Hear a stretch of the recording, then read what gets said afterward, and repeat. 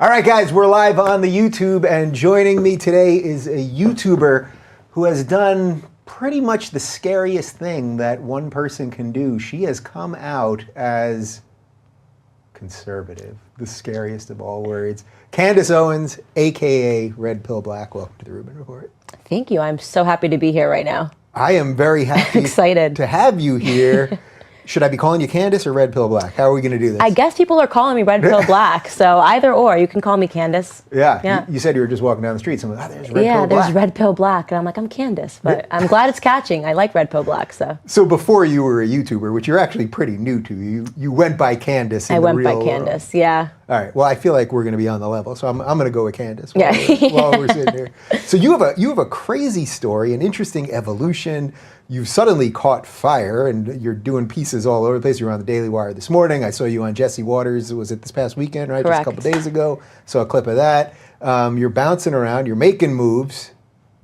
Who is this Candace person? All right. Let's just do some history for the people that don't know about you at all. I am, honestly, I'm just a girl that makes videos. The history is I grew up in Stamford, Connecticut. I went to school at the University of Rhode Island, pursued a degree in journalism, which is quite ironic. Whoa. Yeah. Someone that studied journalism that's trying to tell the truth? This is fascinating. Yeah, absolutely. After college, I was in a lot of student loan debt. You know, I came from a family that doesn't have any money whatsoever, and I had to just pay it back. So the smartest move for me was to go into finance. I hit the ground running in New York City, worked at a private equity firm for 4 years, left that firm and wanted to do my own anti-bullying startup thing that went really sideways when the left tried to do hit pieces on me during the election, and that was my red pill moment. Really? So wait, how did doing an anti-bullying thing get you caught up in the left? So I don't know if many of the people that watch this show are familiar with the Gamergate scandal. I certainly wasn't. I think most of my audience is familiar-ish, but like nobody fully gets it, I think. But feel free to take us down that road for a little bit. Yeah, so long story short, that whole scandal is built on a girl named Zoe Quinn who says that she was attacked by anonymous white men on the internet. And people were saying that that wasn't true, and she said that it was. And if they were anonymous, how did she know their skin color? I don't know. If you read the pieces in the media, it's fascinating, you know? Yeah. So I was doing an anti-bullying startup that I was really passionate about, and I got a phone call from her, and I put up basically a 3-minute video on Kickstarter teasing what we were going to do. And I said this one sentence, which was a figure of speech that I think set the alarms off. I said, what we're doing is figuratively lifting the masks up off of trolls. At the time, she was working at Twitter. She was working for Twitter for something called Crash Override Network, and I immediately received an inbox from her on Twitter saying she'd like to talk to me about and try to convince me that the project that I'm doing is bad, which is very interesting. Yeah. So she calls me up, and I have no idea who she is. I don't know what Gamergate is. I don't know what doxing means. And she says, you have to pull your project because people actually don't want to find out who harassed them. She said, I'm a victim, but I never want to know who harassed me on the internet. Like, she was basically arguing a point that didn't make sense. If she was actually harassed on the internet, then obviously my technology would be a godsend because they never figured out who harassed her. And I said, you know, I appreciate the phone call. This isn't really making sense to me. Yeah. You know? It sounds literally the reverse of what you'd think she would have called you to say. Absolutely. Okay. Like, she should have been on board with what I was doing. I said, totally appreciate the phone call, but I'm not going to pull my Kickstarter. And she started crying. And she said, if you don't, it's going to ruin everything.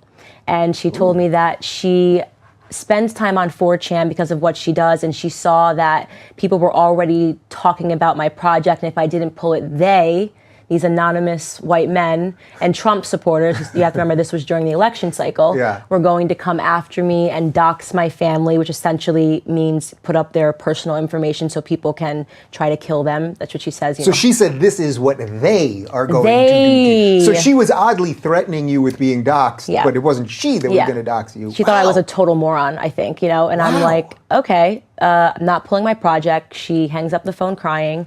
Within 2 hours, we were absolutely inundated. About 4,000 emails via Kickstarter, like, nigger, nigger, nigger, die, die, die, pull your project. And they have these super obvious screen names like, Trump or die, Trump 2020, white man behind computer. That's a good one. That guy's always tweeting me. Yeah. So, and I'm like, is she kidding? All men, by the way. Everyone was like, Dave at, Bob at, no woman. And magically, everything that she tried to warn me about came true within a couple of hours of me refusing to pull my project. So I tweet very quickly, again, not really knowing the bread and butter of the Gamergate scandal. I said, all I can say is that 100% after speaking with Zoe Quinn, this girl was never harassed. She's doing the harassing. And the next morning I woke up, The Guardian, The Washington Post, and New York Magazine were all calling me. I was a nobody with a Kickstarter that was 3 minutes long. Yeah. Kickstarter pulled my project, and the next day, big media. And in my head, I'm thinking, journalism major, Washington Post, amazing. Yeah. Like, at that point, I considered myself a liberal, Democrat, if you will. And so I was like, great, I'm going to talk to them. I'm going to tell them about this girl. They're going to write the piece, I have a bad feeling where this is about to go. This is about to go completely sideways. Okay. So I speak to a person named Jesse Single. He works for New York Magazine. And he's like, yeah, I saw your tweets. He's not a fan of mine. No, he is a journalist hitman, as I like to call them. And he speaks to me, he's like, yeah, I saw your tweets. I just want to speak to you about what happened, super nice. Yeah, and I tell him everything. I'm like, yeah, Zoe called me up, open and shut case. Obviously, she told me to pull my project. I didn't, and then I got harassed.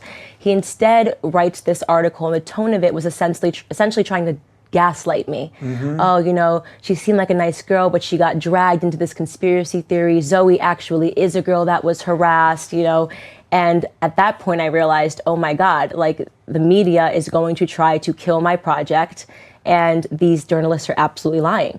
So the Washington Post called me, and I had the good sense to actually record it. I just turned on my camera and said, something fishy's here. And this girl was obvious. This girl, Caitlin Dewey, was asking me questions, and she was trying to figure out who was funding us. And her job, or her role, was to cut off the funding, cut off the legs of Social Autopsy so it could never see the light of day.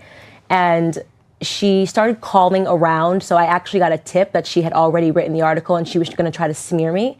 And I essentially went back and forth with the Washington Post. I had caught her in a lie via email versus what she said on the phone, and they pulled the article last second and told me I wasn't important enough to run it anyways when I threatened to sue them. Wow. Yeah. All right, wait, there's so much here, and it's so related to everything, and we haven't even fully got to your political awakening yet. Yeah. So first off, I love that you said they're hitmen. Yes, journalists are hitmen. Yep. Yeah, because the phrase, I mentioned it to you right before we started, I've been saying they're activists, not journalists, but they're hitmen. Absolutely. Is what they really are. There's so many examples of this. That guy you mentioned, it's not even worth mentioning his name again. Yeah. And he's attacked me on Twitter for nonsense, and it's just it's like, you guys, you're not even pretending. No, they are hired, and the higher ups definitely know about it. They are hired to take people out and to take businesses out that, are a threat to them for some reason. And my threat was that they actually thought that I had created technology that was going to unmask trolls. Imagine what that would have done in the heat of the election. Hillary Clinton had millions of followers on Twitter. What if I actually created something and said, actually, that's all coming from, that's like one person, they've created all these accounts. She's actually not winning this election. What if I found out on Twitter that the person that was writing Black Lives Matter saying, die, die, die, nigger, nigger, niggers, was actually someone that worked in Hillary's campaign to create this environment. So they were actually terrified that I created something, that was going to ruin everything. So wait a minute. So did you actually create? No. Right, so that's the thing. So you didn't even create this technology. They had actually done their job as journalists and asked me questions about what I had created. Yeah. They would have left me alone. But, all right, and then Kickstarter pulled it? They pulled it, didn't give me a reason. They just pulled the project off. An anti-bullying, and could you do anything that's more innocent or more PG? An anti-bullying, hey, we're raising money, we want to try out this, anti-bullying tech startup type thing. We had nothing but a splash page at that point. Yeah, all right. So, it's funny because hearing this, it all sounds incredible, and yet I've personally been part of some of this stuff. I've obviously sat across from people from Brett Weinstein and Colin Moriarty, people that have been through this monster. Right. This dishonest media, the craziness online, all of this stuff. So, okay, so this is all happening to you. When did you start piecing it together? Instantly. The second the Washington Post called me and Caitlin Dewey was trying to cut off the legs of the funding, I realized I had to go back and watch the Kickstarter and say, what did I say that set this off? And I realized it was that one line. They thought that I actually, and then her saying, you're going to ruin everything. I pieced it all together instantly, and I realized that my friends were my enemies, and my enemies were my friends, and the only people that covered the story extensively and accurately were the white nationalist Breitbart. Fascinating, right? These evil alt-right racist, white racists covered a black girl who was trying to do a tech startup being attacked by the media. It's so interesting that she used the word everything. You're going to ruin everything. That's a really fascinating little play. Terrifying. And you know how sometimes one word can actually change everything? Yep. Can change everything. Yeah. One word, but you're going to ruin everything. Like, you would think that in her line of work and with all these people, they're always complaining about these trolls. Yep. You would have been handing them the golden ticket. Right. And I am convinced it's because they are running essentially an anti-marketing firm. Right? So they get people to go online and they can build people up or take them down, or they can get people fired up by pretending that they're white men, you know, and during the election cycle, that was needed. Man, you know, some of this, it's like, I try to deal with things in the most sort of real world way possible, and yet there's a conspiracy element to this, right? Like, and I'm sure you were dealing with that. Like, how far do I want to go down this, or where does this lead me? Terrifying. But yet I see real world examples of this all the time. Like, every now and again, I'll tweet something that might be remotely controversial, or it's usually a joke that someone just takes the wrong way. But then I'll see someone will tell me to like go fuck myself or something, and then I'll look and it'll have 50 likes, the response. Now, none of those people follow me. They're all anonymous accounts. And it's like, how did you even see that tweet in the first place? It's not even how Twitter works. So we know that there is some shady shit here, and people, shady stuff happening. It's like, how do we piece all of this together? And think, she was working with Twitter at that time. Like, she was running the anti-harassment chapter at Twitter called Crash Override Network. So, Mamma mia! Essentially, Twitter contacted me. In effect. Okay. So now you're waking up to this stuff. You realize it pretty quickly, which is actually a great credit to you, I think. Because I think a lot of people kind of see it, and then you either get scared or you're like, no, I must be doing something wrong or whatever. Okay, so you wake up to all this. How quickly did that jump to the way you thought about politics? Instantly. I mean, I became a conservative overnight. You know, I realized that liberals were actually the racists, that liberals were actually the trolls. And then at the very same time, you have to remember, this is April 2016. Trump is on the screen saying that the media is lying, that CNN is fake, that all of this, you know, it all began to resonate with me because I realized that everything he was saying was true. So I no longer bought into this idea when they were calling him a racist, a rapist, a white nationalist, everything. I bought none of it because I knew that the media hired hitmen. And they were doing the most ridiculous hit job on Donald Trump from start to finish of his campaign. Yeah. All right. So I want to put Trump aside for a second, but we will get back to Trump. But I'm just completely fascinated by your story. So, okay. So you get this now about the media. Right? But so what changed within you politically when you say you went from being a liberal to a conservative? Like, did you change on economics or on abortion or weed or gay marriage or? You know, when I think back on it, I don't even know that I ever really was a liberal. I didn't care about politics. So you have to think about this. I'm just a girl that was trying to pay back my student loans. I wasn't involved in politics. I didn't really know what being a liberal meant, what being a conservative meant. I think at the end of the day, I was always a conservative. I'm pretty rational. I'm very fact-based.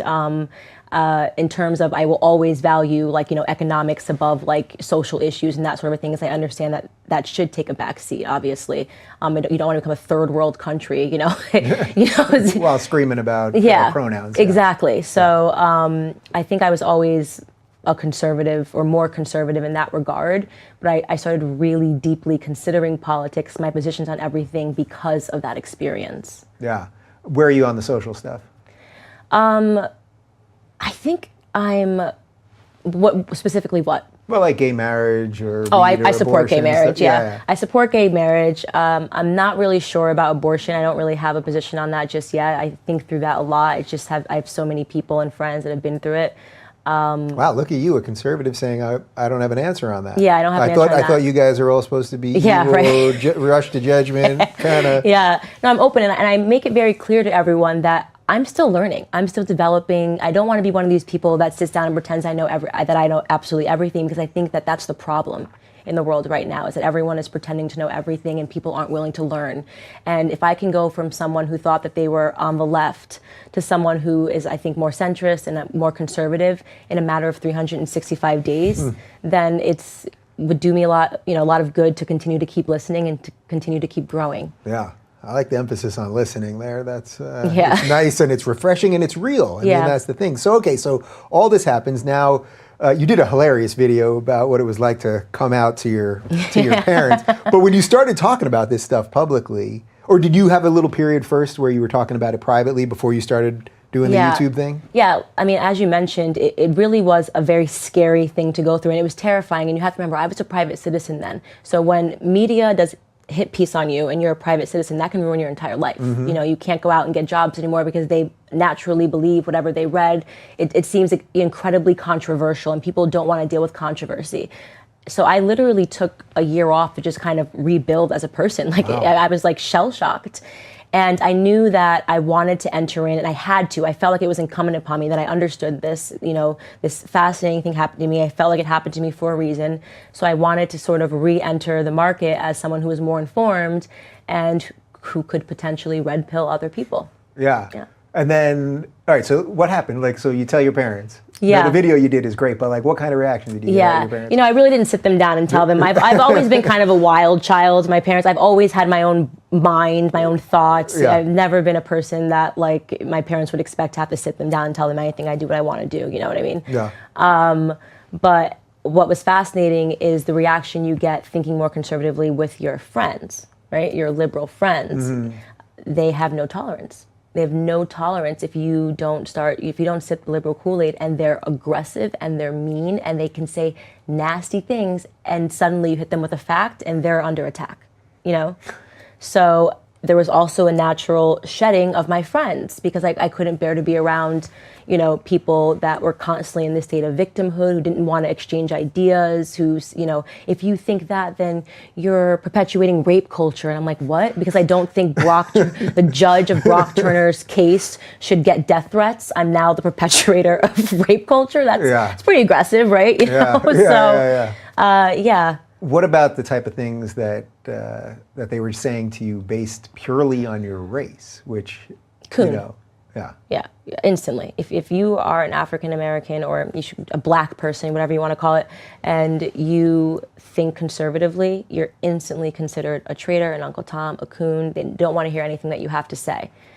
So comes with the territory. I mentioned this to you right before we started, but I'm just going to repeat it real quick because I think it's worthy of repeating. But my friend David Webb, who's a SiriusXM guy and a Fox News contributor, the moment I realized how actually truly racist, not just the word racist, but truly racist so much of the left was I was on air at the Young Turks, and one of the hosts, we were watching a Fox News clip, and one of the hosts was talking about David Webb and saying, what a token black guy he is.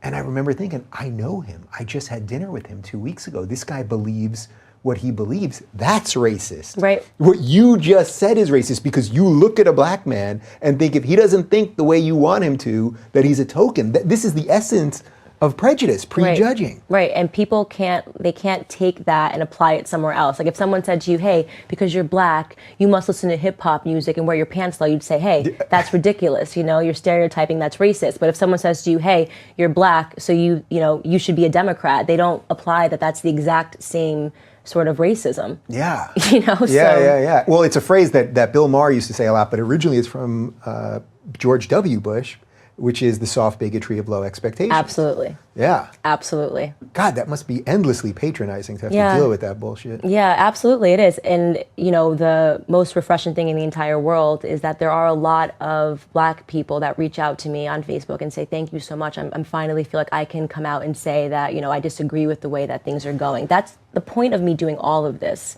is to give black people, to re-empower them, to not be afraid that you're suddenly going to get your black card taken away, because you think differently, and to really challenge them to think as independents. How much is it that you think that there are other black people out there that are afraid to deal with what you're dealing with right now? Because I see that I get emails all the time from lefties. I don't even know what color or race they are. It doesn't even matter. But just saying, if I started talking about this shit, I'm going to get in a lot of trouble. Right. I'm cursing a lot. Right. Yeah. I don't know. I dropped a couple. No. I don't know why. But if there's something about your story that strikes me as so just in what's happening right now that whatever. I know. But that concept though of I get it from these people saying I'm afraid. But I never thought of it specifically within the lens of the black community of that they're going to take away my black card. Yeah. I mean, it's ridiculous. You can get your black card taken away. That's impossible. These are our stories. This is my history. This is my grandfather who, was raised on a sharecropping farm. He's the one who raised me, who was branded in the face by the KKK. I know what real racism is, okay? And the first thing they do is they threaten to take away your black card. And that to me is something like, who taught you to hate your own race when they accomplish something? When they do something differently. I don't know where that came from. The psychology of that has always fascinated me because they use these terms like coon, like Uncle Tom. Who taught them those words? Who taught them to be so nasty towards someone of their own race and their own kind, to hate difference in their community? Yeah. So it's really interesting. It's fascinating. And I always say, I identify as black, but black is not, I don't think that because I'm black, I have to think a certain way. You know what I mean? Mm-hmm.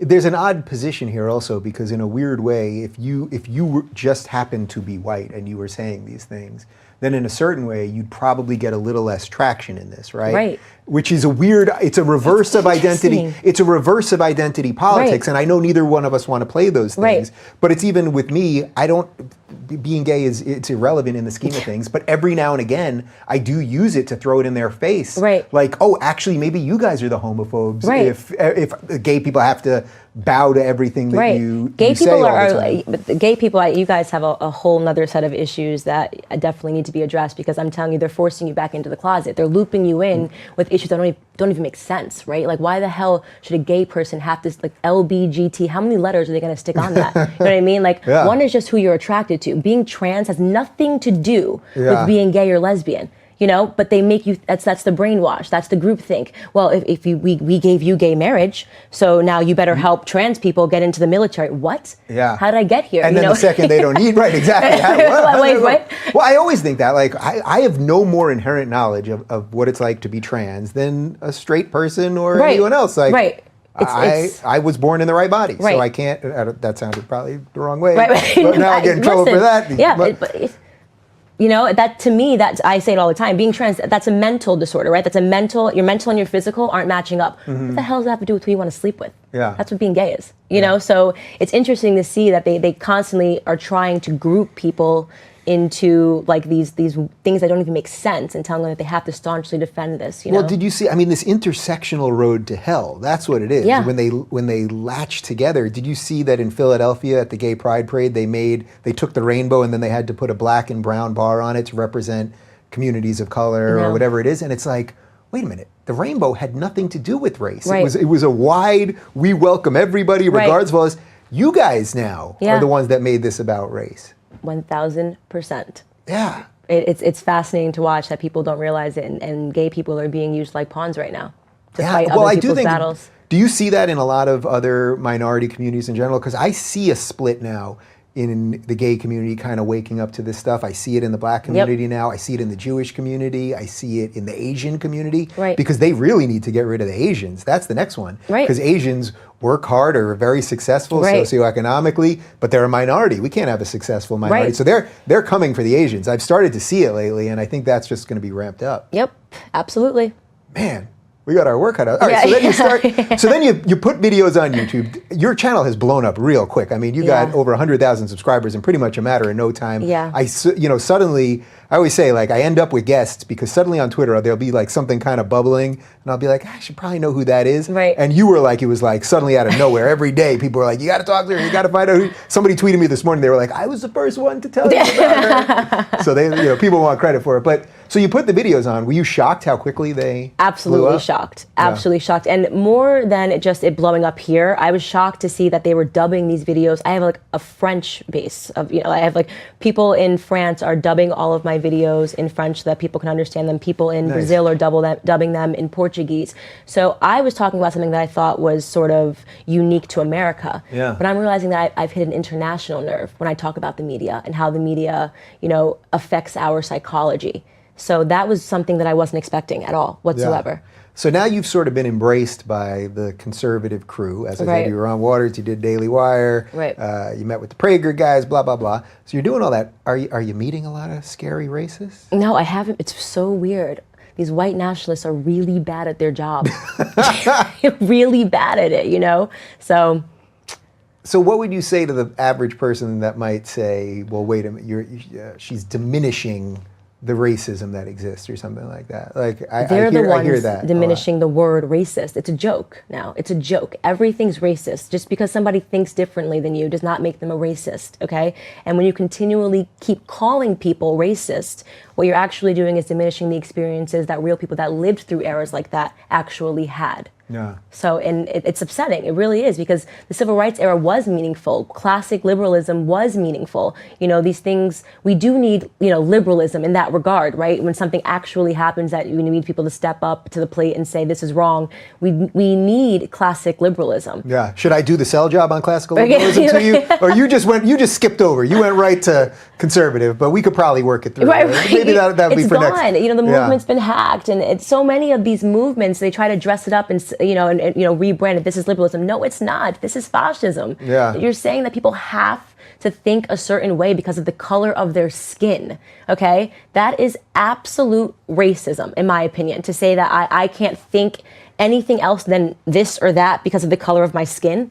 That's absurd. Yeah. It's absolutely absurd. You can't think this or that because you're gay. You have to always vote this way because you're gay. You have to vote this way because you're a woman. Hillary ran a campaign on being a woman. Yeah. Did you see the thing with yesterday? I think it was Michelle Obama saying it was the women that voted against Hillary voted against their own interest. It's like, stop. They don't stop though. They don't stop. I hate feminism, so you can't even get me started on that route. And I mean, they don't stop. They just keep tripling down, doubling down, quadrupling down. Like they're just like, we're just going to keep doing the same thing and see if it works. It didn't work, okay? It's not working. People are getting sick of it. People are getting pissed off. And people are abandoning liberalism. So how does this stuff link to the feminism thing? Because I know some people will watch that, they hear, I hate feminism. Like, see, she hates women. Hates feminism. But what is that? How is this all linked into feminism? Because Absolutely. that's one of the pieces that I think people can't quite figure out. How did this thing get so corrupted? Because it's absolutely corrupted. That's the right word. It is corrupted. It's radicalized. Feminism, used to used to be a classical liberal thing, right? It used to be about we actually do not have the right to vote. When it was first born in the 19th century, it was actually about women needing the right to vote. It was about women's suffrage. What don't women have that men have now? Can you answer that question for me? I was trying to think of something funny here. I'm working. I mean, what don't women have that men have? Other than different body parts. What are the opportunities that are going on? Even that would be offensive. Yeah, right. Yeah, I know. Right? It's unbelievable. And so they've radicalized it. And again, it's another form of identity politicking. You are a woman, so you have to think this way. You have to think that way. You have to vote for Hillary, who was the worst candidate ever. Right? There's so many issues that I have with beyond Hillary, her husband. Okay, if we want to talk about real issues in the Black community, let's talk about the crime bill. That he put in place and all the Black people that he put behind prison. Behind prison bars. He actually ruined an entire generation of Black families, and that's sort of which Larry Elder spoke to you about. That's where everything. When our families got deconstructed in the Black community, that's when everything went sideways for us, okay? And instead we're talking about, BS, stuff that's actually not going on in the Black community, like Black Lives Matter. And feminism is exactly the same exact thing is happening. They're talking about issues that aren't really happening in the women's community, and they actually don't embrace women, okay, if they think differently. But God forbid a woman actually aspires to stay at home and raise her children. That's not an easy job to raise, 3, 4 children to be good citizens in the world. That's something that women should be proud of and embracing, but they want you to say, oh, if that's what you aspire to, then it's because you're a victim. Your husband made you do this. There are people that are happy in those sorts of systems. I don't want to be a man also, this idea that women and men are equal. No, we're not. women and men are not equal. There are differences. You know, we have different hormones going through our body. We're different people, and that's totally fine. You can't have a baby. I can have a baby. We're not the same. Okay, and I'm going to hold that against you. Right? We're just not the same. Yeah. So it's been increasingly radicalized, and if you weren't done with it by the end of Hillary's campaign, I mean, it's just. She really took it to the next level. Yeah, it's so, but this is what intersectionality is all about. We're watching all of these fake, nonsensical things that got everyone ginned up. We're just watching them crumble in front of us. Right. Which I think is why there's so much craziness right now. Right. So how do you approach, you know, when I'll talk to Larry Elder or some other conservatives about this, that it's actually the Democratic policies that have harmed the black community? Absolutely. That seems like one of those topics that the second you even go a little there, you just get an unhinged amount of hate. The reason that the biggest problem that we have in the African American community is that we're actually not educated about our history whatsoever. Black people don't know their own history. All they know is that they turn on CNN and CNN tells them to look at this, look at that, to be afraid of this or to be afraid of that. And they don't know these things that Larry Elder talks about, right? Which is why, to me, the way that I want to approach it is I plan on getting in the faces of these movements because I think that the indoctrination, the brainwash happens somewhere on the college campuses, you know? That's where people start to think, I'm a liberal, this is what I should care about, this is what I should not care about. And the issue that the conservative community is having right now, in my estimation, is that all of the, you know, major Charlie Kirk, Milo Yiannopoulos, who else is going out and speaking on college campuses right now? Well, Shapiro. Shapiro. Yeah. They go out to these college campuses and Coulter, and they speak to conservatives. Well, that's an echo chamber, right? Yeah. I want to go out and I want to speak to liberals. I want to go out and I want to speak to black people. Yeah. You know, good luck getting invited by liberals. I don't get invited by liberals. Yeah. I get invited by libertarians and conservatives. Right. Yeah. It's a little They're different. supposed to be very intolerant, yet they are okay with all of my liberal cred. Right. Yeah. So, but I hope you do. Yeah. And that's where I think that I can make the most difference is that I really want to speak to them and just level with them. This isn't about name calling, which tends to only happen, you know, if you're on the right, it comes from the left. This isn't about name calling. This isn't about trying to, you know, say I'm right and you're wrong or that I'm smart and you're stupid. It's really about trying to level with them and get them to understand where their ideas came from. Because at a certain point I was brainwashed too. So I understand it. I get it. Yeah. I get what we think. It starts beyond that. It starts in public school, you know? Like it's just, we're taught to be liberals. We really are. Yeah. It's interesting because I think usually when people have this awakening, there's like sort of like a subtlety to it or like it takes a little time. It's very obvious to me. Yours was just like, bam. Yeah. Like it just like smacked you in the face, like a truck hit you. Yeah. And then you just ran with it. Where I think a lot of people, and maybe this is a function of a little bit, I'm going to use a little identity politics here, maybe it's a little bit of white guilt. Yeah. That the average white person that's waking up to some of this stuff has been so guilted for so long to buy it. Right. That for you, you're like, it's me and my family. And for the white people, there's a guilt. Right. Guilt. Right. White guilt, that's fascinating. The people that are still liberals and they refuse to accept that I don't consider myself a victim. Like they need to be the superheroes, you know? Yeah. Like you are a victim or you're a black white supremacist, which is like, you know, Chelsea Handler recently. That pissed me off to no height. The idea that they're so far gone, leftists, they're so delusional that we've now gotten to a point where Chelsea Handler, a limousine liberal, right? A limousine liberal thinks it's acceptable to start revoking black cards. You know what? I'll put it out right here. Here, I'm going to talk to the camera for a second. I'll put it out right here. Chelsea Handler, you are 100% welcome to come on this show. You'll debate her? Oh, 1,000%. We don't have to call it a debate. Yeah. Have a Candace, conversation with me. We'll have a conversation with you. I would be more than glad to do it. And you know what? I will donate all the proceeds. What, you got a charity you like? Should we let her pick the charity? Cycling to End Father Absence. It's a father absence charity. Done. I'm very we will passionate donate about. all the proceeds to that if she will do it. Yeah. And you know what? We'll donate all the proceeds and I'll throw in $1,000 over that. Thank you. I would love that. I would love that. Yeah. Somehow I suspect she's probably not going to bite on this. But yeah. Right. Because they don't want truly a conversation. I really mean that. It's not about. Yeah. It's not okay. What she did is not okay. And I was so upset about it because, like I said, these are our stories, right? Like I grew up around a dinner table where my grandfather told me what it was like to grow up in a segregated South, okay? Where my grandfather told me, you know, what it was like for him when he was 5 years old, get up at 4 a.m. in the morning before it was too hot to lay out tobacco on a sharecropping farm. The idea that she thinks that she can look me in the face or look any black person in the face without knowing their history, without knowing anything about them, and saying, well, because you think like a conservative, you're no longer black. I mean, it's the greatest insult ever. Like I was fuming when I heard that. And I'm not the biggest, Stacey Dash fan, whatever it is. But when I read her article, responding to that, I thought that Stacey was too classy. I thought it was too highbrow. She should have been angry, and every black person, whether you are a liberal, whether you're a conservative, whether you're left or you're right, should be outraged that woman did that. Yeah. Because it's not only offensive to you, your own existence, but you're right, it's about the history. Yeah. It's also why, I see all the time, you can go and if you look, I think there was that, someone did a study that Ben Shapiro gets more anti-Semitic tweets than like the top 10 next people combined. And, I've mentioned this many times, but I grew up around Holocaust survivors. I knew people that had the tattoos on their arms. Yeah. So if you say some nonsense to me online, it actually has no meaning because I know my history. Right. I know the history of my people. Right. I know what real pain is, Right. what going through a real genocide is. Right. So it's a dismissal of the history. Right. Imagine if someone said you're no longer Jewish because you know what, you like this. Yeah. Excuse me? Yeah. Excuse me? Like, how far gone are Hollywood liberals? Do they think that that's acceptable? Yeah.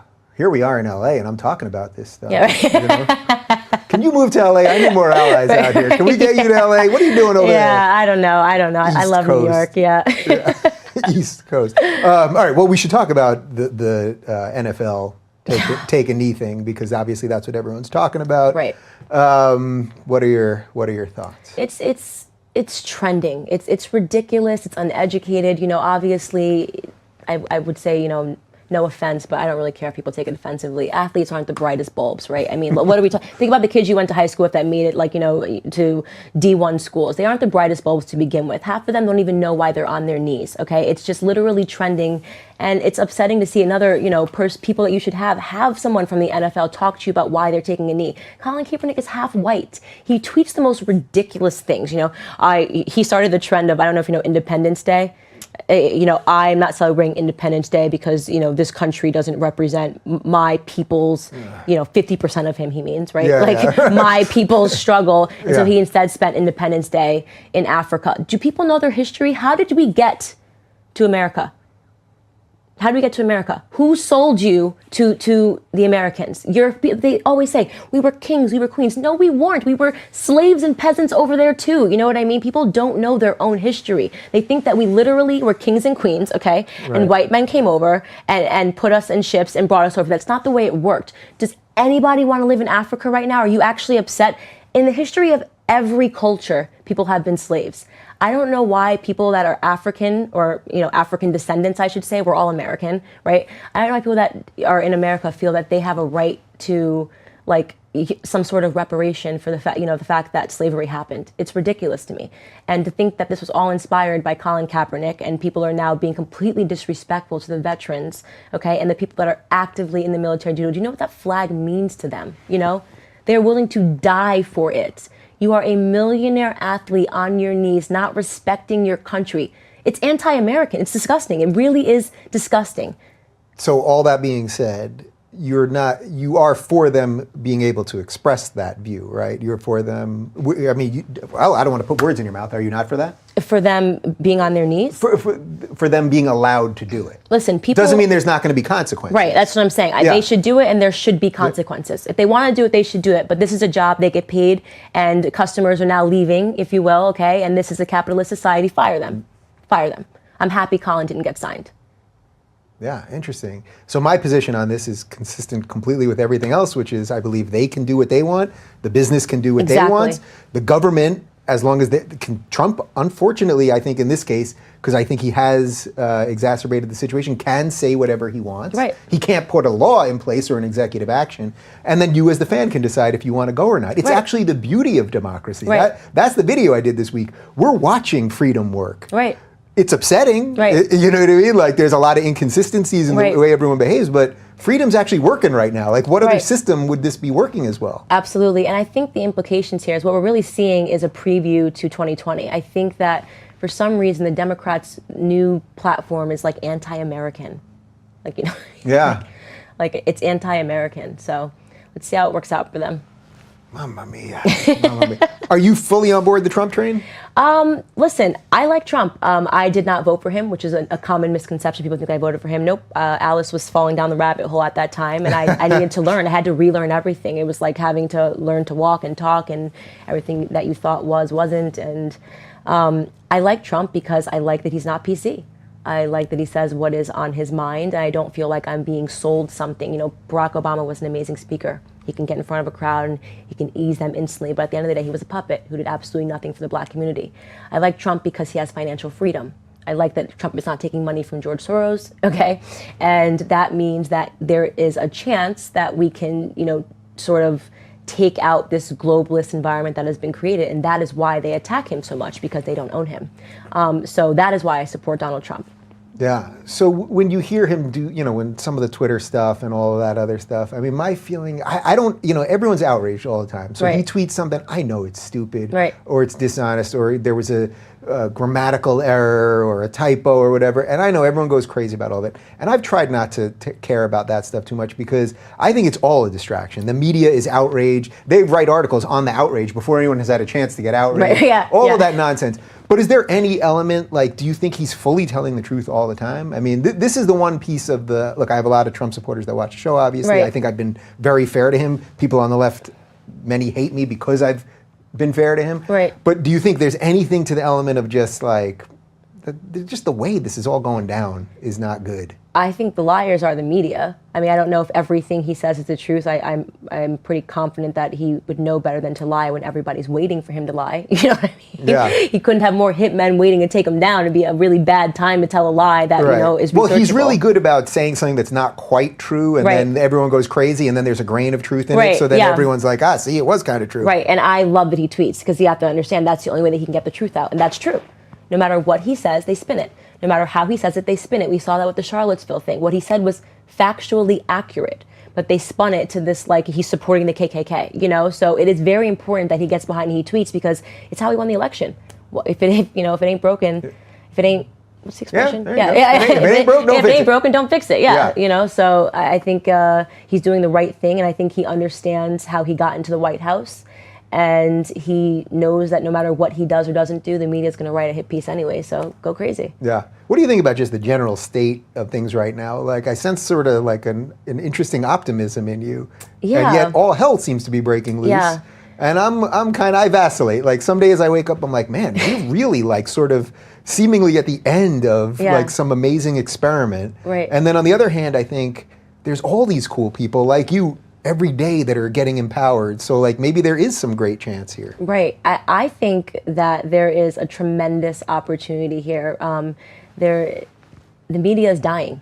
The media is dying a slow and painful death. No one cares what they say anymore, okay? They can keep pretending and talking to themselves and laughing at themselves. Hollywood is losing power. It's crazy. Right? I don't know if you noticed, but we used to put CNN on in the green room. We now put Cartoon Network. Yeah. Because that's amazing. Politically, it makes a lot more sense. It makes more sense to put on like South Park or something, right? Like nobody trusts the media anymore, and so we're just kind of seeing what I perceive as like a mental spiral. Half of what they're saying on air should be kept between them and their therapist. You know, what I mean? I'm like, should I be privy to this? Like, like they're spiraling because they are aware deep down, that they've lost control. People don't care if they think anymore. Their opinion's not valued. People would rather watch a girl on YouTube who flips open her laptop to talk about politics, okay, than pay attention to an anchor that's paid by CNN. What do you think about that kind of power? I think it's amazing. I think it's amazing. It means that people are hungry for truth, and it means that people are waking up. It's fascinating. We are in an era that is just absolutely fascinating, and I'm just so happy that I get to be a part of it. Yeah, it's so cool. Red pill. I just want to talk about the phrase red pill, because I think it means different things to different people. Why did you choose that? Well, the Matrix, and so it was purely off the Matrix. Purely off the Matrix, and I don't know what else it could mean. I know that the left tried to take it and say that it was like that it somehow means some white supremacist. They're just lying. Another hit piece, another day, another hit piece. No, red pill. It's in the true essence of the Matrix, which is that once you start realizing how things actually work, right? Then you are a red pilled individual. So Then I just added the black because Then you threw the black in there just because you could use that identity nonsense against them. Yeah, right? and my goal is to wake up people in the black community because we are the ones that are being used the most by Democrats. And like you said, they have built the systems that keep us down, and yet we keep supporting them. Yeah. All right, so here's what we're going to do. We're going to do about 10 more minutes, just the two of us. We're going to take like a 30-second break, and then you'll take questions from the good people out there, right? Absolutely, of course. With no rules? No rules. No rules. No Live, unedited. All right, so about 10 more minutes. So, all right, so is anyone on the right these days doing right by the black community, do you think? If it is the Democratic policies and identity politics that's harming the black community, is anyone on the right addressing it properly? Yeah, they're all called coons. You had Larry Elder here, yeah. I mean, there are people that are trying to educate them. They're trying to help the black community, and they're being, unfairly labeled and scrutinized by the media. So there are a ton of people out there that are trying to do the right thing, and a lot of white people. But unfortunately, the second a white person tells black people what's actually happening, they get labeled a white nationalist. Yeah. And black people are racist in a way that they actually won't listen to what you have to say if you're white. They just assume that, they have the upper hand in the conversation, because that's what the left has taught them, and it's all white privilege, and he doesn't know what he means, he doesn't know what he's saying, so dismiss him, he's a white supremacist. Are you shocked how quickly the white supremacist meme got out there? Like, it actually does show success, I think, in sort of what I've been fighting against for these last couple of years, because I kept mocking the words bigot and racist. Right. Because this is nonsense what you guys are doing. Right. So I almost feel like they've thrown those words out. Yeah. You don't hear anyone's called a bigot anymore. Right. You barely hear they're called a racist. Right. Now they're white supremacists. Everyone's a white So we've supremacist. actually, it does show that in a way we've shifted this thing where what's next? I don't know what got after white supremacists? I don't know what could possibly be next. I really don't know. They're sucking the fun out of everything, like I said, and that, comedy's dying. To go back to the NFL thing, it's just like, geez, the left, I don't know if they sit around a table and come up with what else can we take the fun out of? You know what I mean? Like, what else can we take the fun out of? That's what it feels like, right? Like, you don't want to watch football. You don't want to watch award shows anymore. Everything is about politics. Everyone wants to be a hero and say something for 5 seconds of an applause in their own echo chamber. Man, you're so right. Even the Emmys last week, I every other year in the last 5 or 7 years probably, I've live tweeted them. Who cares? You're live tweeting Emmys. This year I was just like, I just don't want to deal with politics on a Sunday night. It's unbearable. And I didn't watch any football. I'm not even the biggest football fan, but on a normal Sunday, I'll just flick around a couple games. People aren't watching it, because they're sucking the fun out of everything with all of this virtue signaling, and I don't know what's next. Disneyland, maybe, They're coming. We're going to come, and Mickey's going to be kneeling down or something. What's going on here? And the toddler's going to be crying, and they're going to explain that, I don't know. What do you think that's about? That sort of sucking of fun? Because I do think there's a reason. There's a reason the fun suck. I think there is a reason. If they can keep you miserable all the time and keep you guilty all the time, you're very easily manipulated. Yeah, it's brainwash. It's a system of mass brainwash, obviously, but it's not working. And that I don't know if I'm overly optimistic, but I'm extremely optimistic because you and I are sitting here having this conversation. Because I was just at the Daily Wire earlier today, and their office space is growing and growing. It's fast. And because the conservative movement is growing, because people are realizing that there's nothing left for them on the left. Yeah. You either want to race towards the bottom, because that's what it is, right? It's I'm a bigger victim. I'm a bigger victim. I'm a bigger victim. I'm like, what are you guys racing? Yeah. Go the wrong way, guys. Right? Go the wrong way. Let's do this. You know what I mean? And people get sick of it. It's a constant state of misery. Yeah. And yet it works to a certain crew. Do you think this is all about education, period? Yes. Like at the end, I've started to really come around to that. It's sort of cliche sometimes when you're like, oh, education's the answer to everything. Right. But the basic, even just in the last couple of weeks, I got into something with an old friend of mine who I've recently reconnected with and was saying all this sort of, not outright calling me a racist or a bigot, but it was all right there. And I really just wanted to be like, you don't know anything about political philosophy or what the foundations of a government are, right? And I just I've gotten pretty good at just getting rid of these conversations and making sure it doesn't escalate, so I kind of let it go. But that's what I left with. If you don't understand what rights are, what the purpose of a society is, owning your own mental capacity and all that stuff, you're going to fall for any of this stuff. Well, listen, let's call it what it is. The majority of people from an IQ standpoint are stupid. So that's the quote from this. No, it's true. I mean, factually speaking, 80% of people, I don't know what the IQ range is, but they're actually not that intelligent, right? So that has been kind of the leftists, okay, well, let's just feed them stuff. They're not smart enough to think through it, and they'll fall for it. And so it's very easy to manipulate them, and they're just being brainwashed. Yeah. Man, Yeah. I feel like we should jump into the questions because I do feel it. like people are going to have a gajillion questions for you. Did I miss anything here? I feel like No, we hit no. it, right? Yeah. All right, guys, we're back. We are live on YouTube and Facebook. I am here with Candace, aka Red Pill Black. People seem to like you. Yeah. Did you know that? I hope so. They dig what you're doing. All right, so here's what we're gonna do. We're gonna take questions on Patreon. So if you are a Patreon member, you can just comment in the video box right there. So we've got a bunch of questions there. We're also gonna do the super chat thing on YouTube. So depending on how much you give, it bumps your question up and has a better chance that I will see it here. We're getting all this live. Candace said to me right during the break, there are no rules. So here we go. We'll start with super chat. Using the current trending hashtag take a knee controversy, do you feel the media's focus on the problems in the black community is helpful or just exploitation for their own agenda and doing more harm in the long run? The media is not focused on issues in the black community at all. The issues in the black community are not the national anthem. So, trick question. So what would you say the issues are? Prison. We got to talk about prison reform. We have to talk about education. We have to talk about fathers, getting the black families back together. How much of this do you think is about the family thing? Because I see conservatives talk about it a lot, and years ago, if you would have asked me, I would have been like, this is eye off the ball stuff. And now I do see it differently. It's so much. I mean, you have no idea what it means, not to come up with a father figure, in these black communities. People are raising themselves. Kids are raising kids, So there are a lot of things written into that. I'm passionate. I'm literally doing a charity event on Sunday for father absence. Nice. What sympathies do you have with the blue pills and their positions? That's a good one. Yeah, I love that question. I have a lot of sympathy because I was one of them. I understand how easy it is to get brainwashed because it's written into our DNA from the time we're in like kindergarten, okay, until you finish college. So I know that they're not being willfully ignorant. They just don't know any other way, and I'm hoping that I'll be able to guide them. Yeah. Are there any leftist things that you have sympathy for or think they might be doing better than the conservatives or anything? Right now, no. Yeah, nothing. Sorry. All right. Don't be sorry to me. Just wanted to know what you think is the truth. Okay. I would love to see a brief exploration of whether classical liberalism would naturally be the path of black Americans if the Democratic Party had not co-opted the process of freeing us all from bigotry in America. It's a great question because I think that most minority communities in general would completely identify with true classical liberalism. Of course they would. They did. Of course. But it's not here. Thoughts on the surveillance state? What's that? The NSA and spying and yeah. I 1,000. Do I think what thoughts in what terms? Do I think it's actually happening? You want to go. Do you think it's necessary or? I definitely. I don't know.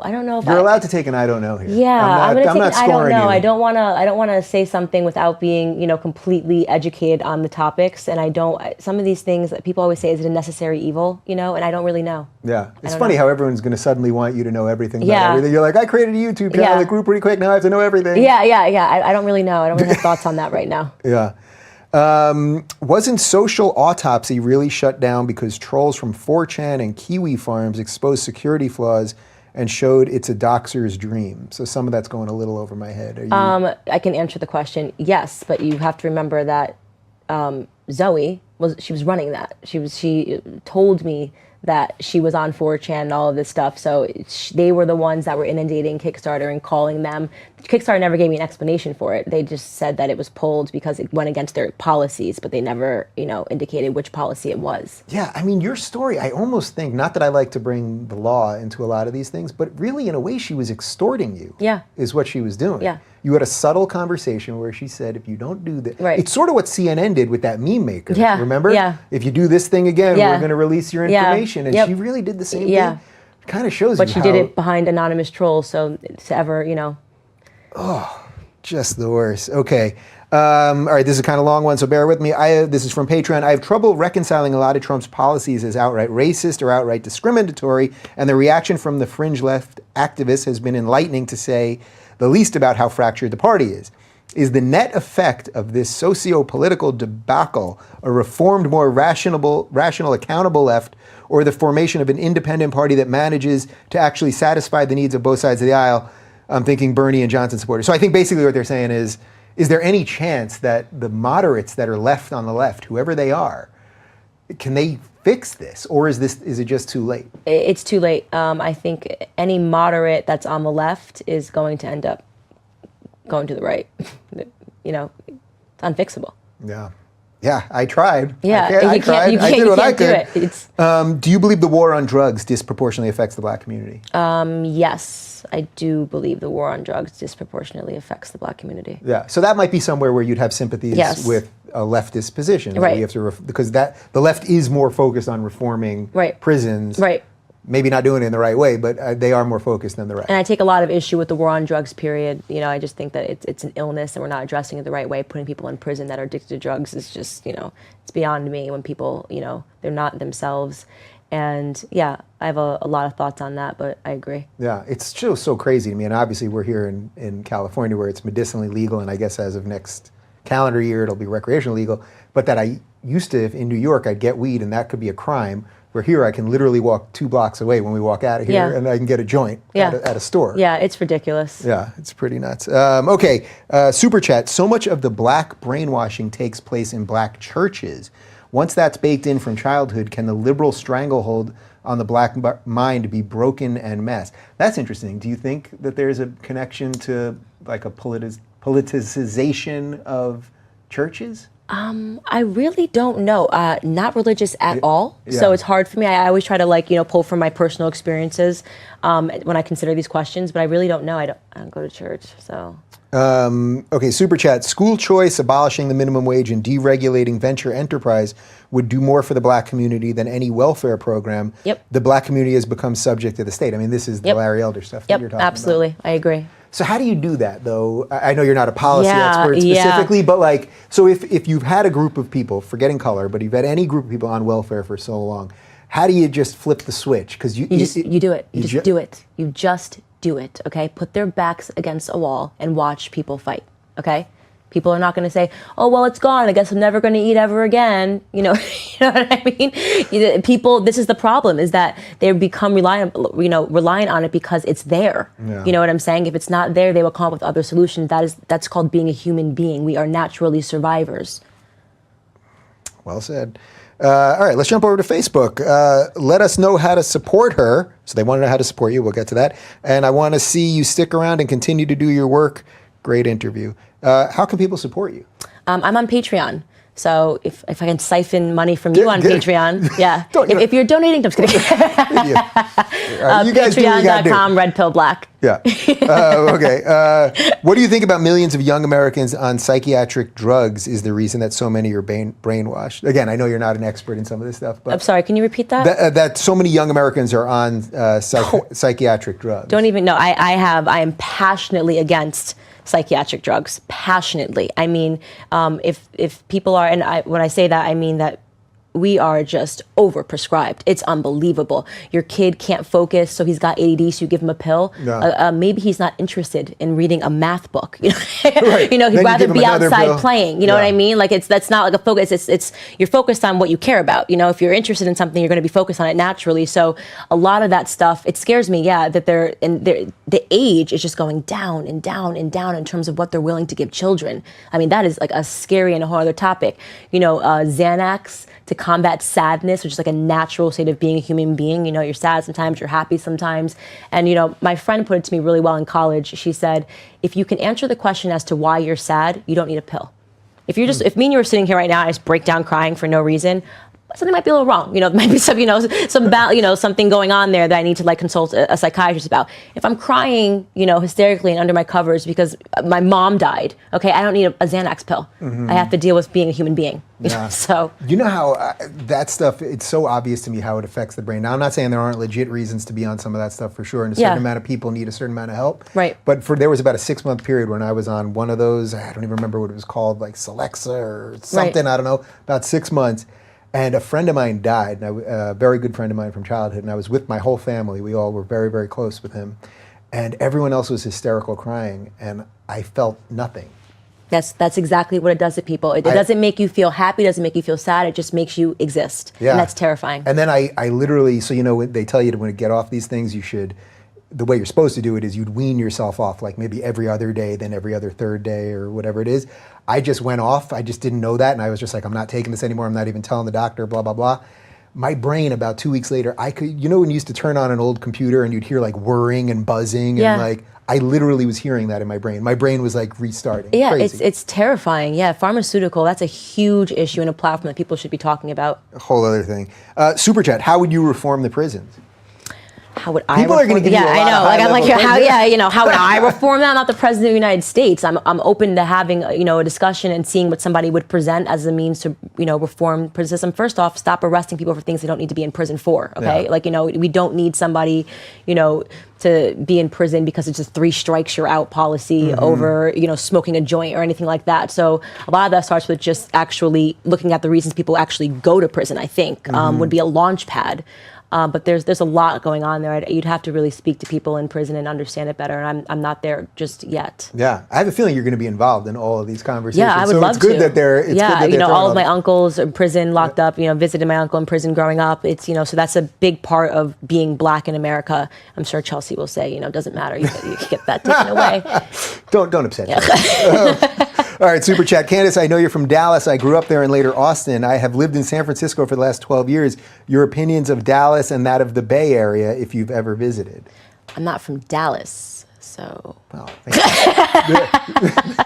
they got the wrong black girl. Yeah, wrong red pill black. Maybe red pill white or red pill Well, red. I think you were just saying you were just up in San Francisco. That is the that was my first bubble time of lunacy. Yeah. How was it up there for you? I sat under an empathy tent.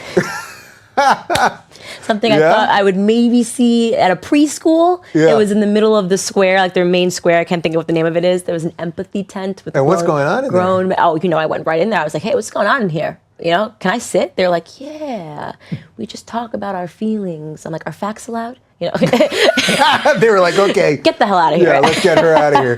That's hilarious. I mean, do they have puppies that you're rolling around? Yeah, it was like, I'm like, really, we've got a problem. We're starting to, the college campus thing is getting a little bizarre. And these are adults. These are grown men. I mean, these are like, older than you. Like, I mean, they were like grown men sitting under there saying, I was like, well, why'd you guys launch this? And they're like, Barack Obama gave a speech saying that, we need more empathy. So we made a tent. I'm like, all right. I like how you just went ages there. Older than you, you old bastard. She was pointing to the gray in my beard. Do you think that police action like stop and search, where black people are more frequently checked, is racist or logical based on statistics of crime? For example, in the UK, black men are more likely to carry knives, but stop and search was canceled as it predominantly targeted black youths. So it's a good question because this is one of the ones where they see that it generally does work in lowering crime, and yet there could be a racial element to it. And some people would argue they're overtly racial. I don't think that it was intended to be racist, and as you saw, that like you said, there were positive effects to it because it is real. But just imagine the other side of that, which is being a black person and getting stopped for no reason other than the fact that you're black. Like that's not cool. You can't just walk down the street and be like, well, we know in this area black people normally do this, and because you're black, we're going to stop you. So I can see it's violating. It doesn't feel good to just be could be you because you're black. Yes, it is true what he's talking about from a statistical standpoint. Black people do commit these crimes, and that's something that can't be ignored. But I'm not sure that like creating a policy of profiling based off of that really works. Yeah. Yeah, because like I would be really upset if I just got like stopped because I was black. Yeah, you can't be sure. like, are you kidding me? Like, I mean, a year ago when I lived in West Hollywood, which is pretty white area, pretty uppity or whatever, I was literally pulled over while looking for parking outside of my house. So I was just trying to park and whatever, and I got out. It turned out that it was obviously the officer was training a younger guy and was just trying to like show him the ropes a little bit. And he asked me how much I had drank. I literally did have one glass of wine at a friend's before. He had me blow the breathalyzer. I had to follow a light, look and all this, stand on one foot.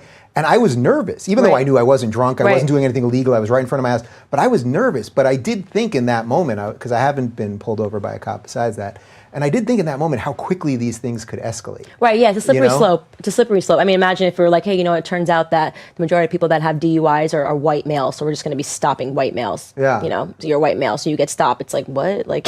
Yeah, and also I'm a little dyslexic, and when he had me do he wanted me to follow a light but not move my head, so I could just move my eyes like this. but my head just kind of kept moving. It's like a little bit of like, I Right. can't jump rope, like Right, some yeah. weird thing that I Yeah, have. yeah. And just I could see how if I was a little more hostile, if he was Right. actually racist, Right. like, Because things would get you're out of instantly hand. going to be hostile if you're getting stopped for doing nothing. Yeah. You know? Yeah. So. All right, super chat. Dear Candace, will you be in Europe? And if so, will you go to lunch with me? Sure. I love lunch, I love food, and I love Europe. There you go. What do you think, this is super chat again, what do you think of Planned Parenthood killing black unborn babies and limiting the black population, and why do black conservatives look hot? How about we'll deal with the second part first? Let's do the second part first. Why are black conservatives hot? Black conservatives are hot because conservative women tend to not prescribe to feminism. And feminism teaches you that if you're fat, it's their fault, not yours. You shouldn't have to try to look nice ever. Just be a fat slob and it's everybody else's fault, not yours. The world's broken, not you, girl. Ironically, that was the least controversial part of the question here. What was the first part about Planned Parenthood and black Yeah, babies? I agree. Planned Parenthood, and that's why I said I definitely am trying to really form my opinions on abortion. But I hate Planned Parenthood, Yeah. and it's 1,000% true. Even the locations are in these poorer communities, and it was literally built for the purpose, and it served its purpose. You know, it has decreased the black population by a lot. So where are you at on abortion in general? I know you're... I'm going to wait before I'm ready to talk about where I stand on that, because I don't want to back myself into a corner and not be able to backpedal while I'm still, you know. Yeah. But I have a lot of conversations with people, and I am careful not to take a position, but when I do, it'll be a firm one. Yeah, it's one of those ones where I think you can have a totally principled position from both sides. Right. So I happen to be pro-choice. I've heard Ben Shapiro's arguments on pro-life, Right. sitting in that very chair, and Right. I think they're perfectly principled, and that's what being an American is all about. Right. We're going to disagree on these Right. things, and I mean, I think it was like marketing even. Like, I think abortion is really just about population control. You know what I mean? Like, you know, so I don't really buy into this whole, it's about pro-choice. It's just what they've convinced you. It's about pro-choice, you know. that's some serious red pill right Right, there. you know. She's snorting the red pill now. All right, guys, reminder, what are we doing here? We're taking questions with Candace on Patreon. It's all loaded right in the chat right there. And on Super Chat, we'll take a couple on Facebook as well. Let's roll. Well, a few people have asked something to this effect. Black on black crime. How do you address it? I mean, first off, address it, right? Get off your knees at a football field talking about the national anthem, and let's talk about the South Side of Chicago, you know? Let's draw attention to real black issues. Let's stop pretending it's the police and this don't shoot movement when, like, no black people die at the hands of police, statistically speaking, every year, and we're slaughtering ourselves, you know? It's insane. It's absolutely insane. And I think the first part is actually addressing it. Black people stop pretending that the biggest threat to the black community are the KKK in Charlottesville, or, you know, white police officers shooting black people. We have to actually talk about the issues first before we can come up with solutions. Is the inherent problem, though, that the cries of racism and bigotry and all that have just effectively silenced the people that should be allies to this? You know what I mean? Like Yes. some people that are just like, I don't even want to deal with this. Right. So I'm just not going to say anything. Right. Absolutely. Absolutely. Yeah. You got to work on those people. Yeah. Get cracking. What are you doing here with me? Come on. Get moving. How did Candace see the light / what opened her eyes to the truth? You already addressed that, so we'll let that one go. Patreon, are you equally as scared of the language morphing process we have to dance around concerning groups like Antifa? I have friends who believe they're actually anti-fascists, despite their actions directly conflicting with the concept of fascism. Many of my friends buy into the rhetoric and buzzwords used to prescribe their political enemies. Words like feminism, equality, racism, and privilege seem to have been toxically infected with the definitions that make conversations about these issues even more touchy. This whole question has sort of been a through line to everything we're talking. But what do you think about that? Just the words, the way we're using words backwards these days? It's sloppy. They don't even realize it's in most situations, which he mentioned, it's counterintuitive to everything that the movement once represented, right? What classic liberalism versus liberalism, classic feminism versus what feminism is today. These movements have been hijacked. And people don't realize it because they really don't even know how these movements started. They don't really know history at all, you know? Yeah. They just think they're doing something. It feels good because CNN tells them they're doing the right thing, you know? Which is amazing to see. You know, Trevor Noah, be outraged, be outraged. You know, no one sees Trevor Noah in the audience at Black Lives Matter protests. No, he's walking around New York, you know, like swanky penthouse, you know, the puppet, another puppet. He's you know? doing okay. Exactly.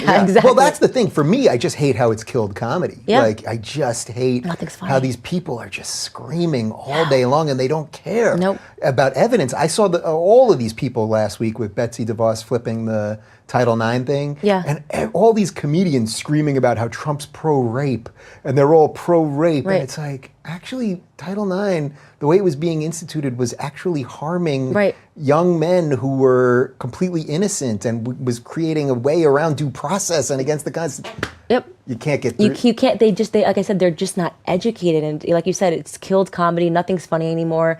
I don't know how many times they can say the same joke before they realize that only they and their friends are laughing. And yeah, man, they're going to kill comedy, kill sports, and then everyone will be tuning into you on YouTube. So exactly. It'll actually, it's fine. It'll work itself out. You have a favorite book? I read a lot. I don't know if I have a favorite book. Nothing favorite? All right, I'll take it.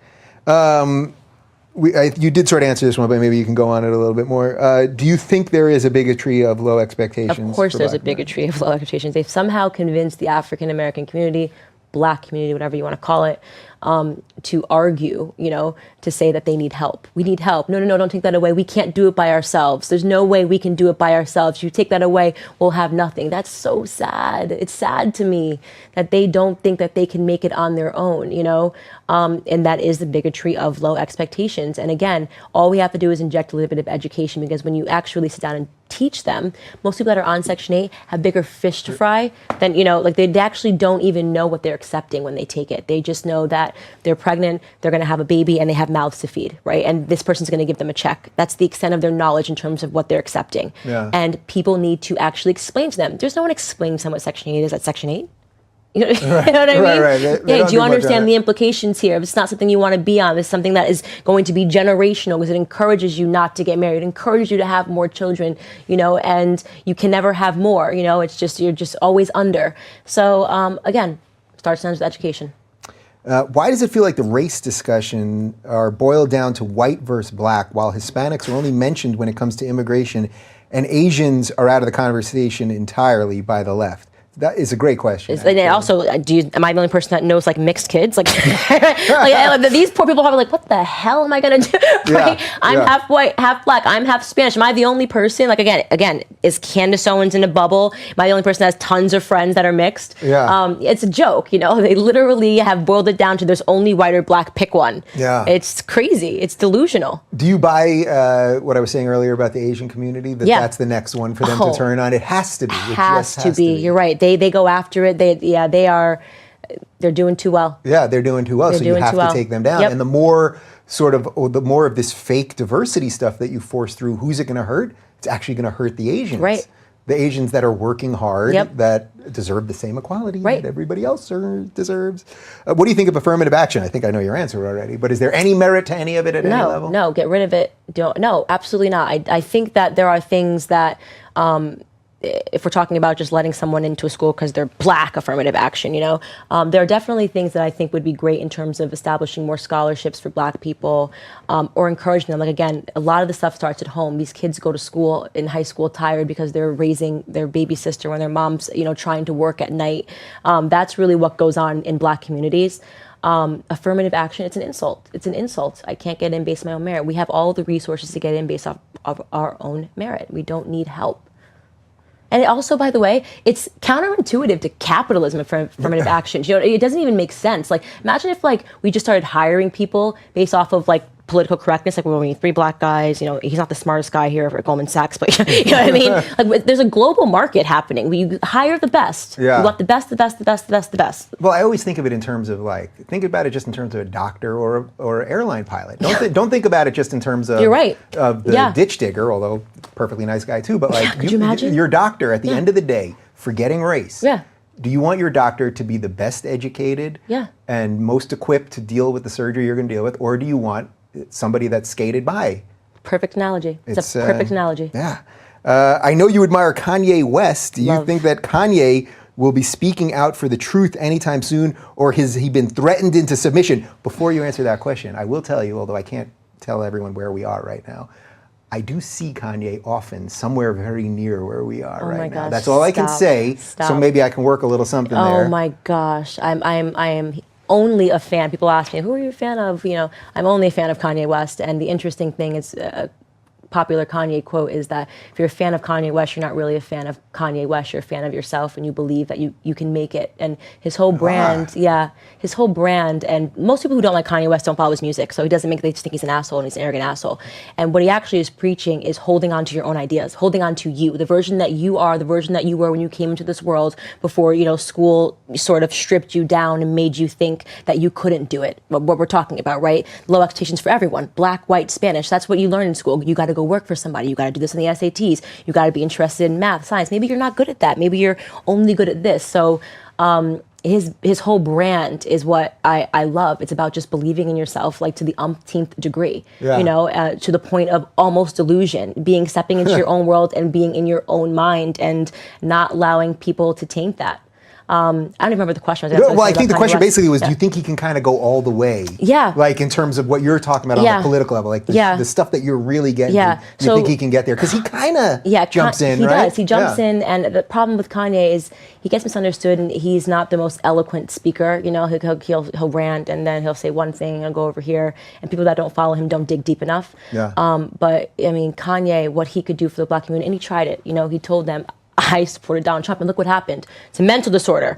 Right, didn't he check into a thing the next day? Yeah, like, people were like, he only said that because he has a mental disorder, and he purposely, when he checked out, what did he do? He went straight to Trump Tower and did a photo op with Donald Trump to let people essentially know that wasn't a mental disorder. I said what I said, and I meant it. You know, and it's because he's always been anti-PC. People look back at that Taylor moment and don't realize what he was saying was true. You know, she didn't deserve the award. There's really people that follow music. It's outrageous that she won that award, but it was about, you know, pleasing a certain fan base, whatever it was. It was totally like, you know, hijacked, and he did it. Again, not the most eloquent guy, right? You know what I mean? Yeah. That doesn't really think through what he does. He acts, and then afterwards, like, okay, maybe I shouldn't have done it that way. But what he was saying was incredibly important. He's always been anti-PC. Yeah, it's funny. I don't even remember. I remember that moment. I was watching it, but I didn't know a lot about who they think should have won. It was Beyonce. Single Ladies video. Right. And she won for like a fairy tale princess, like dress up. It was. Right, so I'm not. That's like not really my music, so I don't. I didn't really care about that. But I remember watching and thinking what a dick he was. But understanding it the way you're framing it. Yeah, because people don't follow music, so that's what I said. It's very hard for people to understand Kanye West or to be fascinated by him or to understand that. I first said, if you understand Kanye West, then you can understand the movement of Donald Trump. Like, it's funny to me that people can't correlate that. It's very similar. It's just anti-political correctness. You know. Really interesting. All right, from. Super Chat, what do you think of the regressive left coined by Majid Nawaz, also Sam Harris for president? If Sam runs, I will vote for him. I think we got your sense on what you think of the regressive left. Yeah, lunacy. Not a fan. Fair enough. Absolute not a fan. Lunacy. All right. You know what I think we're going to do? We're going to do a couple more. You want to get a drink after this? Yeah. Maybe we'll go hunt down Kanye? Yes, let's go find Kanye. Yeah, all right. So we're just going to do a couple more, and then we're going to get a drink. Dear Candace, taking positives from the negatives, do you think that Hollywood's leftist rhetoric is going to push people away from cinemas and perhaps into more creative pursuits? Plus, you're super pretty.